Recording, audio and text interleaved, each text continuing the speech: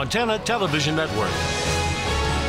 This is the Noon News from Montana's news leader. Good afternoon and thanks for joining us. I'm Zoe Zandora in for Samantha Harrelson. This morning, the press was called to a halt at Missoula's weekly newspaper.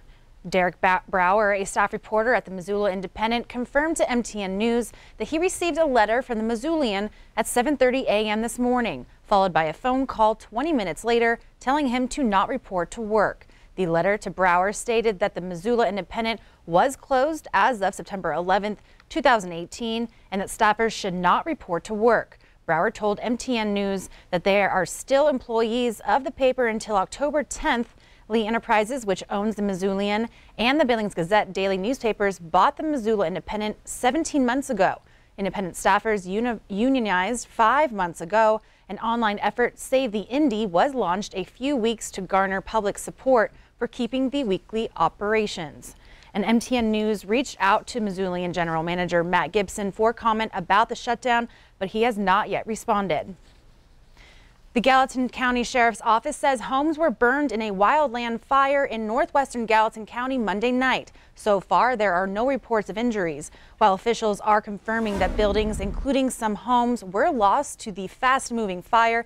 There is no count on the number lost. Nearly every fire department in Gallatin County, plus DNRC and Forest Service crews, responded to the fire around 4 p.m. Monday. Smoke could be seen across the valley into the late afternoon, and flames lit the night as deputies raced to warn and evacuate homeowners in the rugged hills north of Three Forks and east of the Missouri River.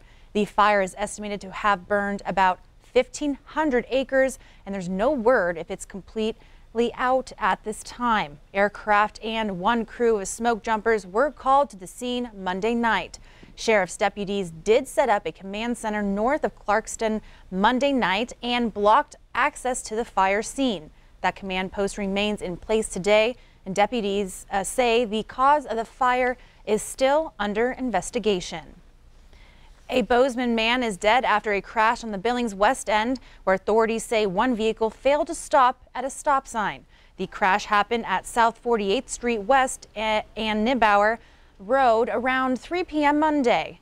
The Montana Highway Patrol says a green Buick LeSabre driven by a 63-year-old Bozeman man ran a stop sign and was struck by a red Ford Escape driving west on Nibauer. Both cars were knocked off the road into a nearby feedlot, with the green passenger car striking a grain silo, and the man was pronounced dead at the scene.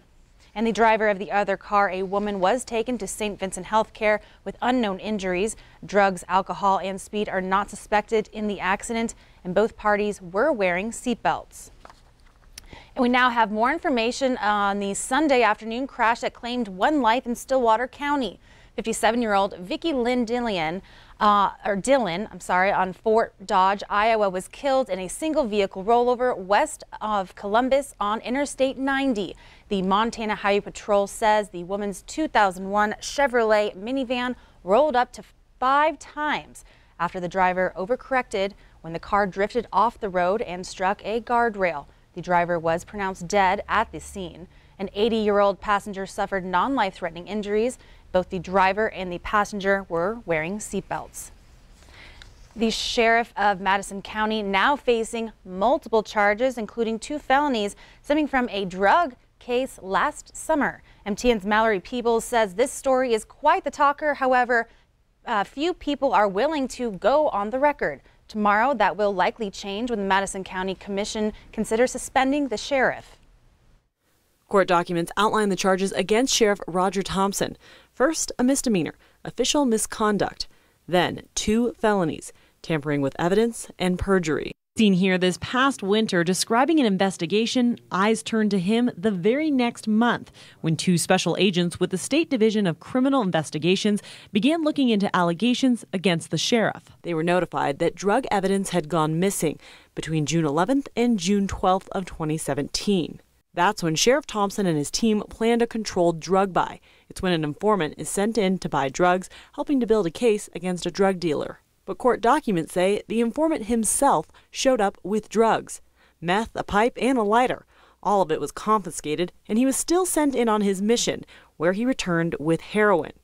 However, all of the items were supposed to be filed away as evidence by the sheriff, but court documents say that didn't happen. The controlled buy report never contained the sheriff's notes about the drugs, and when questioned by state investigators, the sheriff said he had no knowledge of the drugs.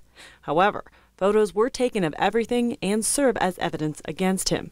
The drugs have still not been found. Reporting for MTN News, I'm Mallory Peebles.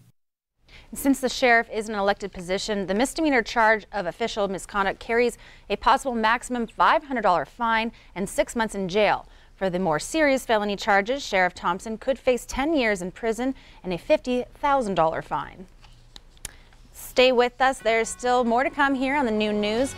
Families of the victims and survivors gathered for service today to honor the nearly 3,000 lives lost during the 9/11 terrorist attacks. And we'll check in with Ed to find out if sunshine is staying with us for the rest of the week. We get our full forecast after this.